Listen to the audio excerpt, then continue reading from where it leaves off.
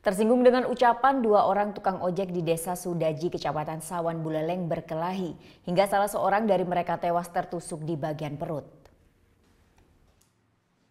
Made Kumara dan Made Rapat, dua tukang ojek yang biasa mangkal di depan pasar Desa Sudaji, Kecamatan Sawan Buleleng, terlibat adu pukul karena salah seorang tersinggung ucapan dari teman sesama ojeknya tersebut. Meski sudah dipisah, mereka berdua ternyata masih melanjutkan perkelahiannya di kuburan desa setempat.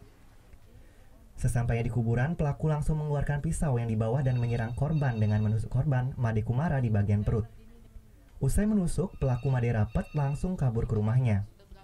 Korban pun langsung dilarikan ke Rumah Sakit Umum Buleleng.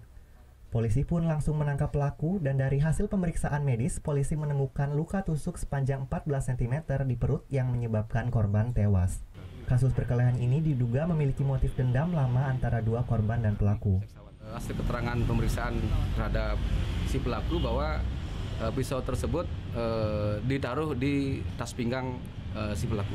Dari si pelaku bahwa pisau tersebut digunakan untuk mencari daun pisang.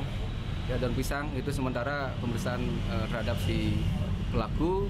Nah, kemudian di saat terjadi perkelahian tersebut, ya, jadi dengan tiba-tiba ya pelaku mengeluarkan pisau dari dalam tasnya. Sementara itu, dari hasil pemeriksaan tersangka mengaku nekat membunuh korban lantaran terdesak karena korban membawa kayu besar yang diambil di jalan dan langsung menyerang pelaku.